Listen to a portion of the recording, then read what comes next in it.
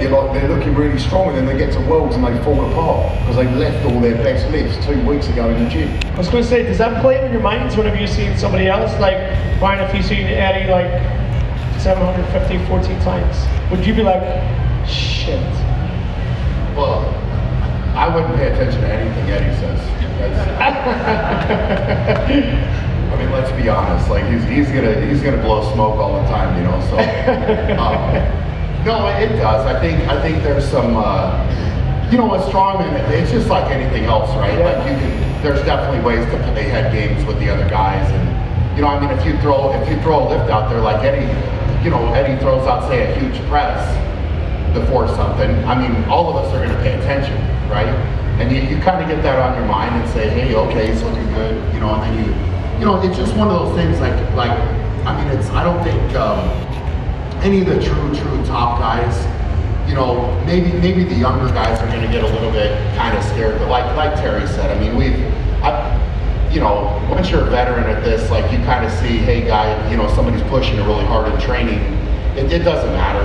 It really doesn't matter, because when they get to the contest, it's what can they do at the contest, right? So, you know, it's important. It's that fine line. Like you got to push with training, but not push too hard. And you know, it's like certain guys really buy into those head games, though. You know. Yeah. So you could especially in your sport, right? Yeah, you could have them so psyched out by the time you compete with them. You know, they'll just fall apart, right? Like it's just. So it's an interesting factor to strongman, like especially with World's Strongest Man, because there's such a build-up to it, you know, and we get there and then you've got to hang around with the guys for a few days, and you got to go to the training yard with your group to go through the events. And so it's very interesting to watch. As I've got a little bit more into the sport and been a veteran for longer, it's actually kind of fun to watch all that go on, because you see the younger guys getting very nervous, and you know, like they almost don't know what to do, right? And you just kind of play with them and you know, well, it's kind of fun. You actually do that. I mean, the familiarisation yard is the exact place where most of the mind games go on. And I know if you're in a position where, you know, you're an experienced guy and you've got a new guy in your group who's actually, you know, could possibly be making the final, you'll follow him around and keeping his head literally like the whole time. What do you say? I mean, you try and, you know, just make things look as easy as possible, and you'll be very selective about what events you test out. You'll always test the ones that you find easy. I mean, I remember 2008 World's Strongest Man, and I'd had a really difficult year, like personally at home and stuff, and I was going into World's Strongest Man. Although I'd qualified very early in the year, I was in terrible shape.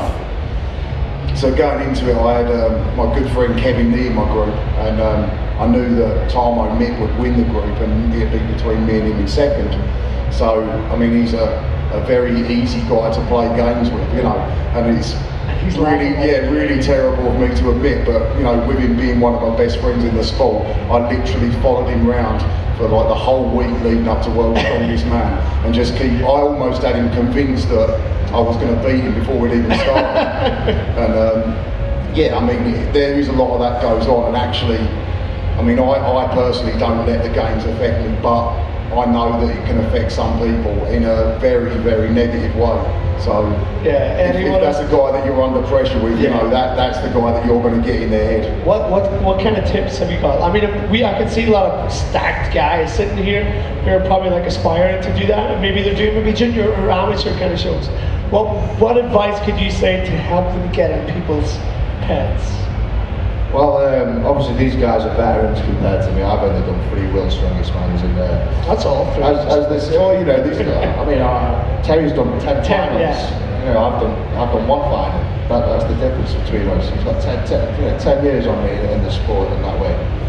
And you know, turning up to World's Strongest Man for the first year, and you've got people like Brian and Terry sort of breathing down your neck, and you're talking about lifts, and now you can see him giggling and stuff. You know, that stuff like that can sort of really play in your head. What, just because you're about to throw 500 kilos over your head? Of course, you know, the familiarisation and the yard, and you pick your stuff up, and these guys won't do anything, you know, all they wait for you to go, and they'll do it. And that'll play my games, because you'll think they know something you don't. And, you know, there's loads of ways to get in people's heads, so Well, listen. Do you want to? Does anybody want to ask a few questions? Do you mind if we got the guest in? Cool. Can we take one of the mics? Maybe yours, Terry. Is that okay?